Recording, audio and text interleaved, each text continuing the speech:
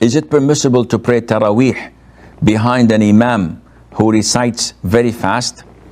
Now, this again is a problem, and it reminds us of the beginning of today's episode. The people have lost their compass. They are more interested in quantity rather than quality. And this is not the best thing to do as per Islam. Therefore, if a person had the choice whether to pray behind an Imam who prays fast or to pray home because there isn't any other masjids around him, what to do? I would personally direct the brother to pray behind the Imam. Though the Imam is not doing the right thing or not following the Sunnah, and he's definitely wrong, yet by praying behind him until he finishes his Taraweeh would give you the credit of praying the whole night.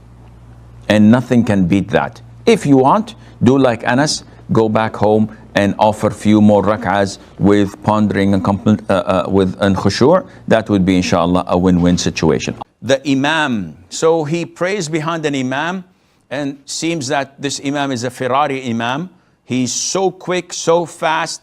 While doing the tashahhud at-tahiyyatu lillah, the guy all of a sudden stood up for the third rak'ah. So what should I do? You should continue your tashahhud, but make it quickly. Akhi, one of two. Either he's too fast or you too slow.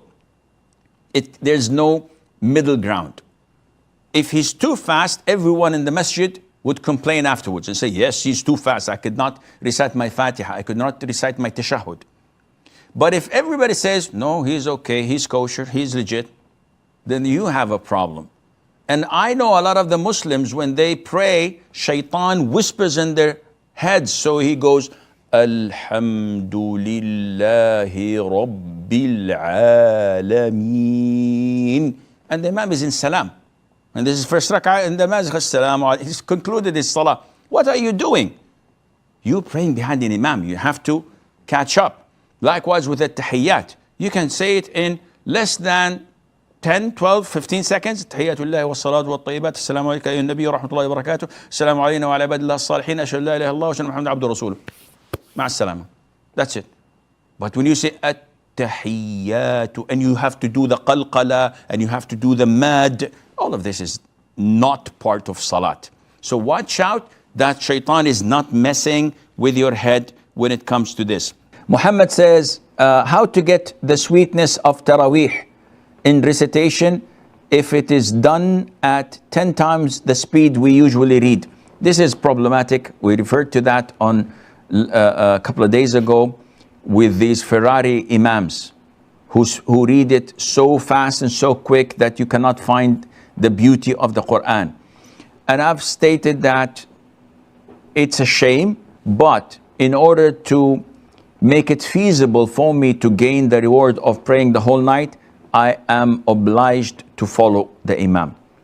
But after he finishes and concludes his Taraweeh prayer, there is no problem in me going back home, opening the Quran and reciting beautifully and nicely and slowly, so that I would face and find the taste of my prayer. And Allah knows best.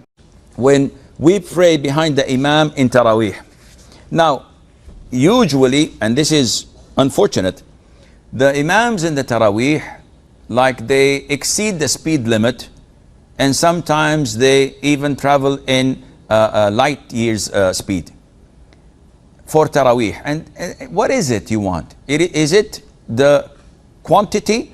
I pray 23 rak'ahs in a flash or in a jiffy?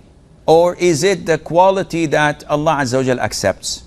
Definitely it is the quality we want. The Prophet tells us whoever ﷺ performs a wudu as such when he performed wudu, and then prays 2 rak'ahs and does not talk to himself about anything, he focuses, he concentrates on the salah, Allah would forgive all of his sins. So do we attain this in our prayer? Well, in Taraweeh, the Imams just want to finish the juz' of the Quran.